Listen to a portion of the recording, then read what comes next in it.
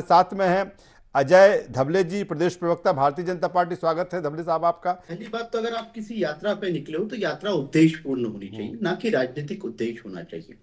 रही बात राहुल गांधी जी की भारत जोड़ो न्याय यात्रा की, तो राहुल गांधी जी को पहले कांग्रेस जोड़ो यात्रा निकालनी चाहिए और न्याय यात्रा की जगह राहुल गांधी जी को जो देश के साथ में 70 वर्षों तक अन्याय किया है उस अन्याय के लिए माफी मांगनी चाहिए।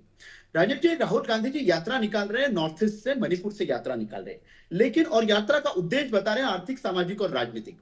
अब राजेश जी, राहुल जी को पहले तो नॉर्थ ईस्ट से माफी मांगनी चाहिए कि इतने वर्षों तक के नॉर्थ ईस्ट के साथ में जो आर्थिक विषमता रही है, नॉर्थ ईस्ट के साथ में जो अन्याय किया गया है, उसके लिए राहुल गांधी जी माफी मांग ले।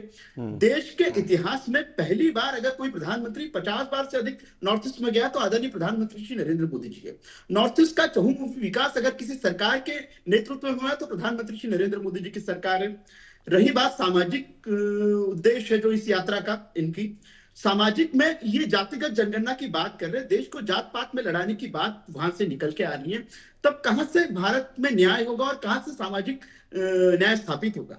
तीसरी बात राजनीतिक न्याय की कर रहे हैं। राजनीतिक न्याय जब तक के देश में और कांग्रेस में गांधी परिवार का ही बोलबाला रहेगा तो कहां से ये न्याय प्रतिस्थापित कर पाएंगे राजनीतिक। राजनीति बड़ी महत्वपूर्ण बात है। जेएनयू में जब वहां के तथाकथित स्टूडेंट एक्टिविस्ट जब धरना दे रहे थे और नारे लग रहे थे, भारत तेरे टुकड़े होंगे इंशाअल्लाह इंशाअल्लाह, उन नेताओं के साथ में राहुल जी जाते हैं और फिर से उन लोगों का समर्थन करते हैं, तो आपको लगता है इस देश में भारत जोड़ने की बात राहुल गांधी जी के मुंह से अच्छी लगती है? इस देश में राजन जी 70 वर्षों तक आर्टिकल 370 संविधान का हिस्सा रहा है, जो कश्मीर को भारत से अलग करने की बात करता था, जो आर्टिकल भारत को कश्मीर में अपनी टेरिटरी भी मानने से मतलब बहुत सारा डिफरेंशिएट करता था। 70 वर्षों तक संविधान से 370 हटाने का कांग्रेस ने कभी काम नहीं किया, और जब भारतीय जनता पार्टी ने यह संकल्प किया कि 370 आर्टिकल 370 को हम एब्रोगेट करेंगे, तब पूरे संविधानिक मान्यताओं के साथ में इसको लाया गया। कांग्रेस समेत सभी विपक्षी दलों ने इसका विरोध किया। तो आज भी मुझे नहीं लगता कि पवन जी मध्य प्रदेश में जो बहुत बुरी हार हुई है उसकी हताशा निराशा से बाहर निकले। देखिए, आप अगर आप यात्रा पे निकले तो आपका उद्देश्य बड़ा क्लियर होना चाहिए। फिर भी आज आप कह रहे हैं कि देश में मैकेनिज्म है, तो मैकेनिज्म है देश में, देश की जनाकांक्षाओं की सम्मान करने वाली व्यक्ति का मैकेनिज्म है, मोदी जी की गारंटी का मैकेनिज्म है और देश के भाजपा के भरोसे का मैकेनिज्म है। कांग्रेस को यह समझना पड़ेगा देश चाहता क्या है।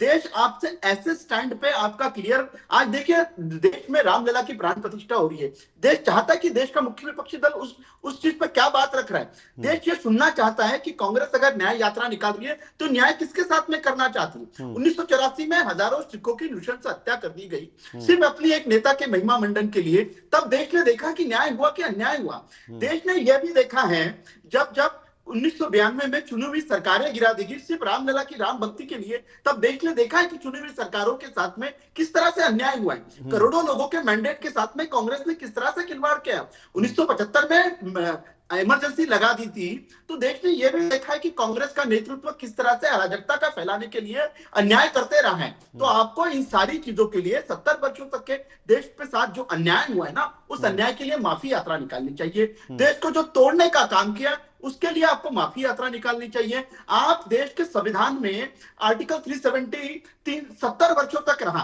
370 70 वर्षों तक रहा, उसके लिए आपको देश से माफी मांगनी चाहिए। आप तब आपने देश तोड़ने की बात की थी कि देश के संविधान में कश्मीर को भारत से अलग करने वाला एक आर्टिकल इतने वर्षों बाद भी रहा, आपको उसके लिए माफी मांगनी चाहिए। ये आपने देश तोड़ने की बात कही है। आज आप देखिए कर्नाटक में इनकी सरकार है, 30 वर्षों पूर्ण प्रकरण उखाड़ रहे हैं राम सेवकों के, और वो कार सेवकों पर प्रकरण बनाकर उन्हें जेल में भरा जा रहा है।